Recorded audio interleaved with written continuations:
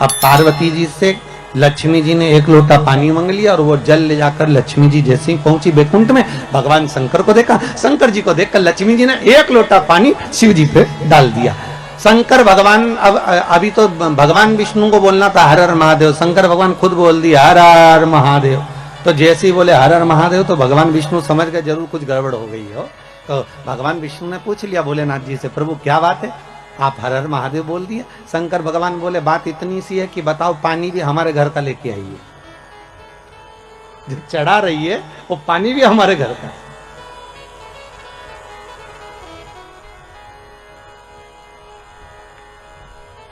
अरे कभी कंस के जन्म की कथा सुनी होगी आप लोगों ने भागवत जी में कि कंस का जन्म क्यों हुआ।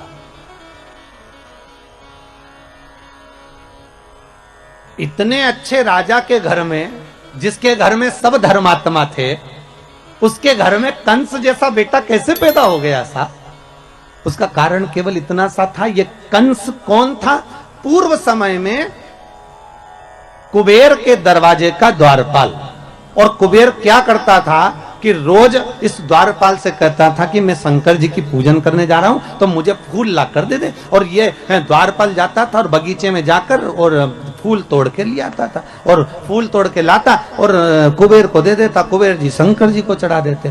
तो शंकर जी को चढ़ाते तो ये जो द्वारपाल था, ये जिसके बगीचे से फूल लाता था, ना तो बगीचे के मालिक से पूछता था, ना बगीचे के सेवक से पूछता था, ना पेड़ से पूछता था, ना वृक्ष से पूछता था, ना डाली से पूछता था, और फूल तोड़े और लेकर आया और भगवान को चढ़वा दिए। बस इसलिए तो यह शास्त्र कह रहे भले फूल लाकर उसने दिए, शंकर जी को भले चढ़े, पर गलती एक कर दी कि जिसके पेड़ थे, जिसके वृक्ष थे, जिसका पौधा था, ना तो माली से पूछा, ना पौधे से पूछा, ना वृक्ष से पूछा, अर्थात फूल की चोरी कर कर भगवान को समर्पित करवाता था। इसलिए इसका कंस का जन्म हुआ। कारण केवल इतना सा था कि अगर हम भगवान को अगर एक फूल भी चढ़ा रहे हैं, हम भगवान को अगर रिझा रहे हैं, तो भगवान को अगर फूल भी चढ़ा रहे हैं तो प्रयास करना कि पड़ोसी की अगर बाउंड्री से फूल तोड़कर ला रहे हो तो पहले पड़ोसी से पूछो क्या हम फूल लेकर चले जाएं, क्या हम फूल ले आए।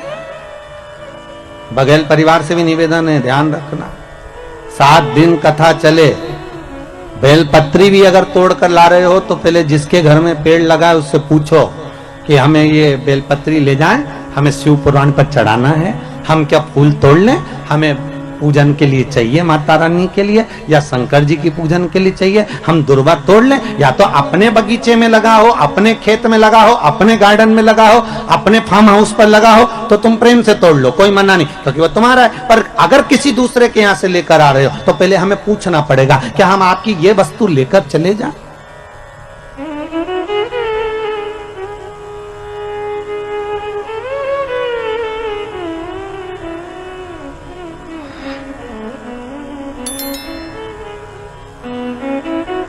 पूछना पड़ेगा।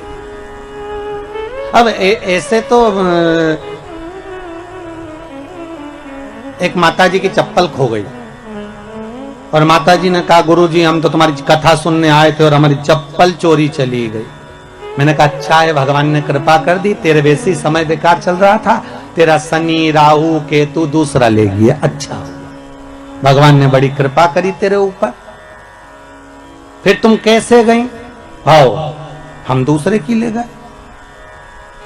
मैंने कहा हे भगवान, खुद का शनि गया था, दूसरे का केतु पकड़ लाई।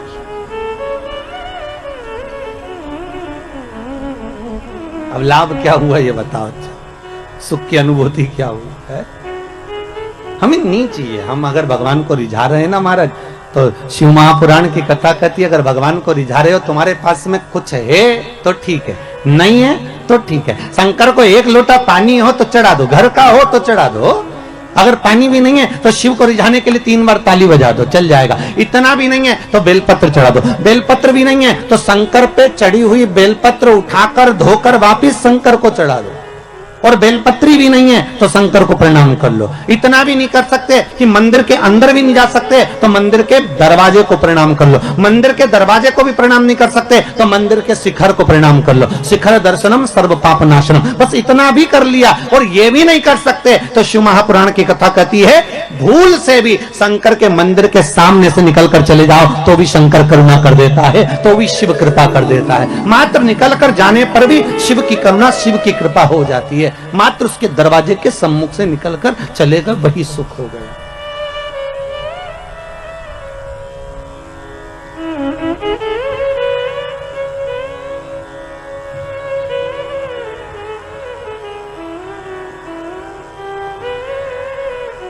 भगवान शिव की कथा कहती है शंकर को जो तुम्हारे पास में है शिव को उस वस्तु से रिझाने का प्रयास करो। शंकर को बाहर से कुछ लाकर देने की जरूरत नहीं है।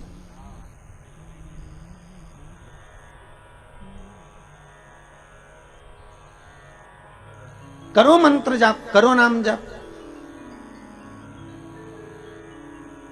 अरे भाई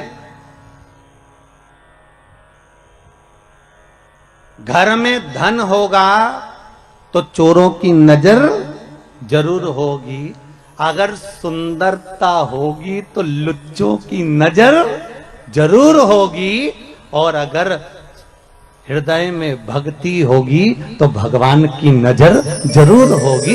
ये पक्का, भगवान की दृष्टि आप पर पड़ी रहेगी। अगर आप भगवान का भजन कर रहे हो तो, आप शिव का स्मरण कर रहे हो तो, आप शंकर का अनुमोदन कर रहे हो, आप भगवान भक्ति का नाम जाप कर रहे हो तो भगवान की दृष्टि पड़ी हुई। करो भजन बस। भगवान शिव ने जैसे कहा हर हर महादेव, भगवान विष्णु समझ गए जरूर कुछ बात हो गई है महाराज। हर हर महादेव शंकर जी बोले मतलब भगत बोले चल जाए, पर भगवान बोले तो नहीं चले हो। और आज तो भगवान खुद बोल रहे हैं हर हर महादेव।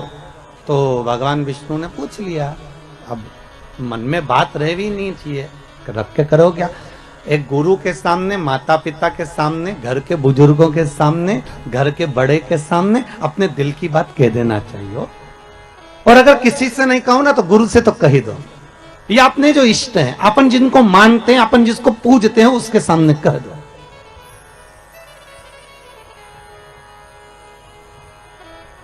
अपने दिल की बात कहने में पीछे नहीं हटना। ये पत्र आया देखो आप, नरेंद्र कुमार जी पांडे हैं, प्रतापगढ़ से हैं आप। महाराज जी, पांडे जी कहाँ बैठे हैं? अच्छा आप ही आए। कहा है गुरु जी, बहुत चिंता रहती थी पर जब से श्री शिवाय नमस्तुभ्यम का एक माला कर रहा हूं, केवल 2 महीने में, देखो बाबा ने कृपा करी। कार्डलेस दो जरा इनको, माइक दीजिए।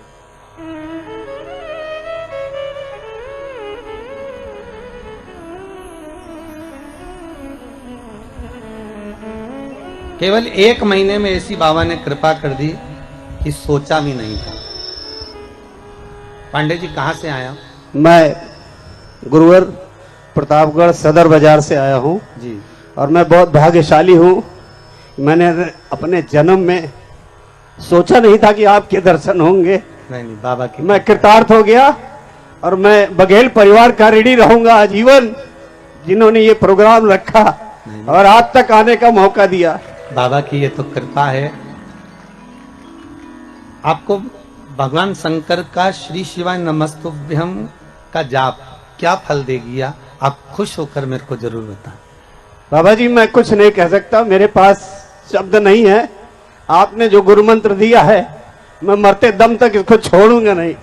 श्री शिवाय नमस्तुभ्यम को जी, मैं बिना इसको किए घर से नहीं निकलता बाबा जी। बाबा की कृपा है ये तो। भोलेनाथ बहुत कृपा कर रहे हैं मेरे ऊपर और ये सब आपका दिया हुआ है बाबा। मैं आपको फिर से साष्टांग करता हूँ। नमः शिवाय। बैठिए बैठिए पांडे जी। बहुत सुंदर सुंदर प्रसंग आपने आपके पत्र में लिखा है कि मेरी बेटी का एग्जाम में भी पास हो गई, उसका बहुत कुछ फल मुझे मिला है। ना आपसे हमारा कभी मिलना हुआ, ना आप हमें जानते, बस केवल टीवी चैनल के माध्यम से आपने कथा सुनी है और उस मंत्र को जपा जिस मंत्र को इस शिव महापुराण का गुरु मंत्र कहा जाता है।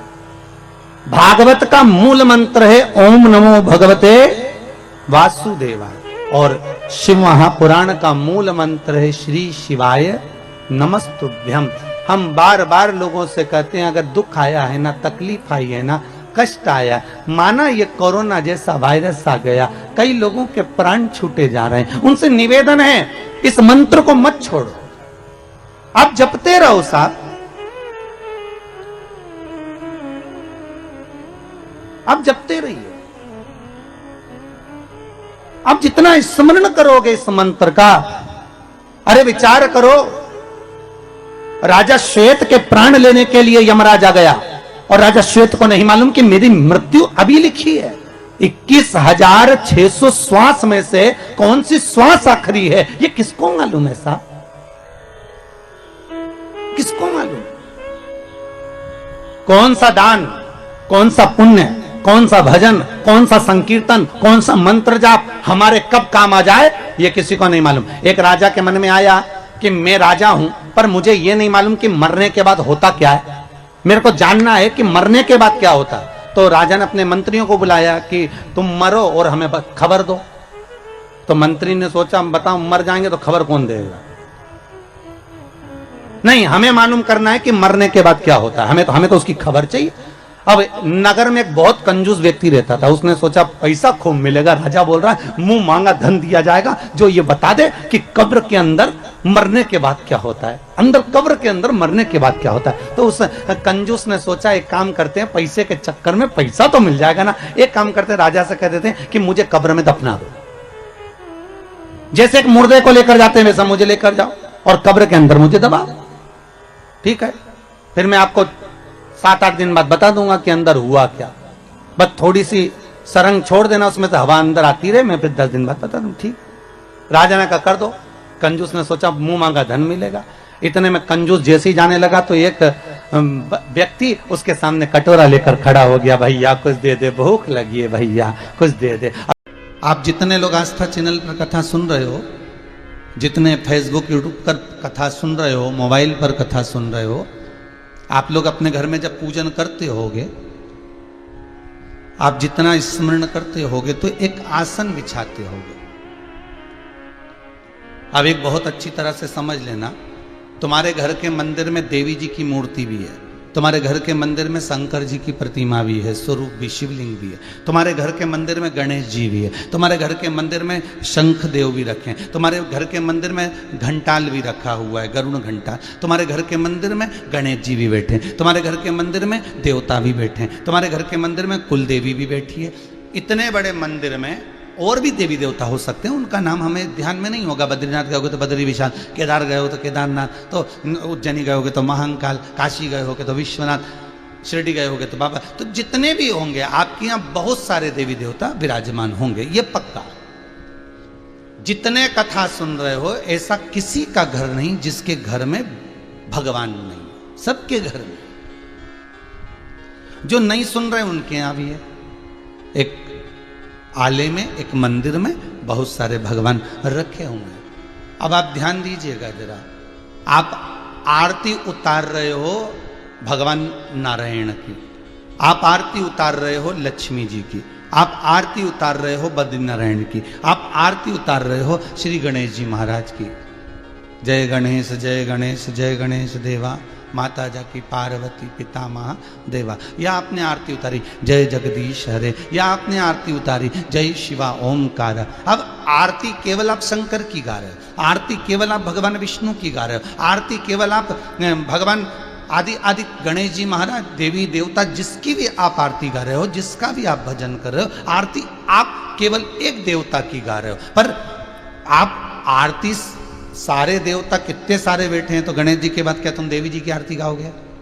जितने लोग आस्था पे सुन रहे हो सही बताना, गणेश जी के बाद देवी जी की गाओगे, देवी जी के बाद शनि महाराज की गाओगे, शनि महाराज के बाद गुरु महाराज की गाओगे, गुरु महाराज के बाद में शंकर जी की गाओगे, शंकर जी के बाद में लक्ष्मी जी की गाओगे। जितने देवता तुम्हारे मंदिर के अंदर बैठे हैं, क्या सारे देवी देवता की आप आरती गाओगे क्या? नहीं, आरती एक गा रहे हो, आरती एक बार। और इतने दिए भी नहीं लगाओगे कि गणेश जी के लिए अलग दिया लगाया, शनि महाराज के लिए अलग लगाया, राहु के लिए अलग लगाया, शंकर जी के लिए अलग लगाया, कुल देवी का दिया अलग, कुल देवता का दिया अलग। ये नहीं है, दिया एक लगा है, आरती एक बोली जा रही है, फिर सारे देवताओं को ये आरती स्वीकृत कैसे होगी, सारे देवताओं की आरती का पुण्य हमें कैसे मिलेगा? तो शिव महापुराण की कथा कहती है, स्कंद पुराण कहती है, पद्म पुराण कहती है कि जिस आसन पर बैठकर हम आरती करते हैं और वो जिस तरह से गुथा हुआ होता है, उसमें जितने धागे लगे होते हैं, उतने ही देवताओं की आरती का पुण्य हमारे खाते में पहुंच जाता है।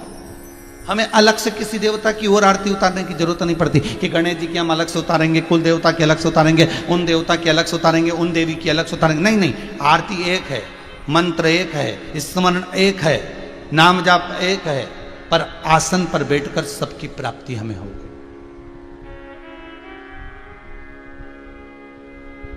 आसन पर बैठकर हमें सब फल की प्राप्ति हो गई, आसन पर बैठकर हमें सब स्मरण प्राप्त हो गया। अरे भाई, हिंदू धर्म में कुछ कुछ स्मरण, कुछ कुछ मंत्र, कुछ कुछ उपास, कुछ पूजन, कुछ दान, कुछ सत्कर्म ऐसे आते हैं कि वो हजारों गुना फल प्रदान कर देते, हजारों गुना। जैसे अभी कल रविवार 23 तारीख त्रिस्पर्शा एकादशी आ रही है। ये पिछले वर्ष के योग में पढ़कर इस वर्ष फिर कृपा कर दी भगवान ने। देखिए, अब ये सोचिएगा कि ये त्रिस्पर्शा एकादशी अभी 2 वर्ष से लगभग बाबा की ये सिक्र, इससे पहले कई साल निकल गए थे तो नहीं आई थी। पर ये सोचो कि ये 2 साल से कोरोना भी आ रहा है, तो ये 2 साल से त्रिस्पर्शा एकादशी भी आ रही है। समझने वाली बात है सब। इससे पहले तो त्रिस्पर्शा एकादशी कई वर्ष निकल जाते थे तो नहीं आती थी, ढूंढ ढूंढ कर रह जाओ तो नहीं आती थी। तो ये 2 वर्ष, पिछले भी वर्ष में भी इसका स्मरण हुआ था त्रिस्पर्शा का, इस बार फिर त्रिस्पर्शा पड़। आखिर क्यों? और 2 साल से ये कोरोना कहर ढा रहा है और 2 साल से ही पंचांगों के अनुसार ये त्रिस्पर्शा आ रही है। विचार करिएगा कि ये भगवान क्या दर्शाना चाहता है, भगवान क्या कृपा करना चाहता है, भगवान क्या करुणा करना चाहता है। कल जो एकादशी आ रही है 23 तारीख दिन रविवार की, त्रिस्पर्शा एकादशी रहेगी, उसके बाद में द्वादशी लग जाएगी और द्वादशी के बाद में फिर त्रयोदशी लग जाएगी। 3 पद्म पुराण का उत्तराखंड वर्णन करता है कि 3 एकादशी के क्रम में त्रिस्पर्शा जब पड़ रही है, त्रिस्पर्शा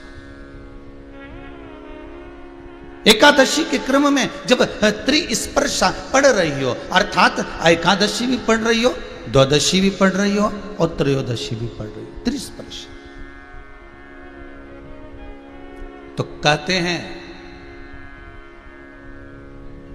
हजारों हजार बार गंगा का स्नान, हजारों हजार बार, कहते हैं हजारों हजार बार गौदान, हजारों हजार बार मंत्र जाप, हजारों हजार बार सारे पृथ्वी के तीर्थ में स्नान, पूजन, दान, अश्वमेध यज्ञ के 1000 गुना फल, सोम यज्ञ सर्वोत्तम यज्ञ के 1000 गुना फल केवल त्रिस्पर्शा एकादशी पद्म पुराण कहती है उस दिन व्रत करने से प्राप्त हो जाता है। कल उसका नाम रहेगा मोहिनी एकादशी, पर त्रिस्पर्शा है। इसको मंजुला भी कह सकते, मतलब सब में लीन होने वाला। और मेरा सबसे निवेदन है आप सबसे, व्रत करो, भले बकरी जैसे चरो, पर एकादशी जरूर करो, एकादशी जरूर करना। आपसे बने हम ये नहीं कहते कि तुम भूखे रहो, क्योंकि आज डॉक्टर कहते हैं कि इस कोरोना महामारी के चलते आपका पेट खाली नहीं रहना चाहिए। डॉक्टर कहते हैं इस कोरोना महामारी के चलते आपके भीतर एनर्जी पूरी होना चाहिए, आपकी इम्यूनिटी प्रबल होना चाहिए। और अगर हम आपको एकादशी का व्रत करवा दें और आपसे कहें कि आप पानी पी कर रह जाओ, आप एक फल खा कर रह जाओ, या फल का रस पी कर रह जाओ, या नारियल का पानी पी कर रह जाओ, और आप एकादशी रख लोगे और हमारे कहने पर रख लिया, और मालूम पड़े 3-4 दिन हॉस्पिटल में पड़े रहोगे और सीओर वाले महाराज को कोसते रहोगे।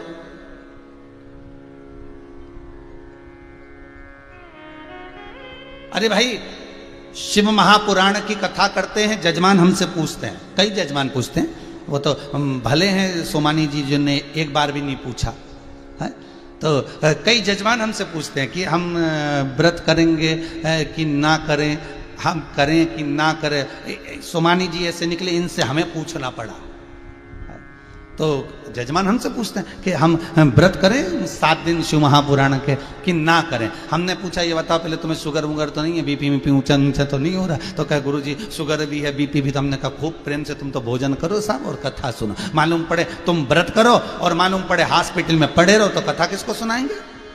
इसलिए तुम तो खूब शिव महापुराण की कथा कर रही है, पद्म पुराण कर रही है कि त्रिस्पर्शा एकादशी में अगर घर के बच्चे भी हैं, घर के बुजुर्ग भी हैं, घर के बड़े भी हैं, और हो सकता है अगर उनसे बन जाए, तो हम ये नहीं कहते कि तुम जल पर रहना, हम ये नहीं कहते कि तुम नारियल पानी पर रहना। हाँ, डॉक्टर कहते हैं अभी आपको आपकी एनर्जी प्रबल चाहिए, अगर भूखे रखेंगे तो हो सकता है कोई तकलीफ हो। इसलिए खूब प्रेम से आप तो बकरी जैसे चरो पर एकादशी करो, और त्रिस्पर्शा को छोड़ना। महाराज, ये वो एकादशी है जिसमें हमने दान करा, पुण्य करा, सत्कर्म करा, भजन करा, मंत्र जाप करा, नाम जाप करा, नाम स्मरण करा, नाम कीर्तन करा, नाम भगवान की भक्ति में जैसे जैसे हम डूबते चले जाते हैं, कहते हैं इसका फल हजारों लाखों गुना हमें अपने आप प्राप्त हो जाए, अपने आप। ये त्रिस्पर्शा है।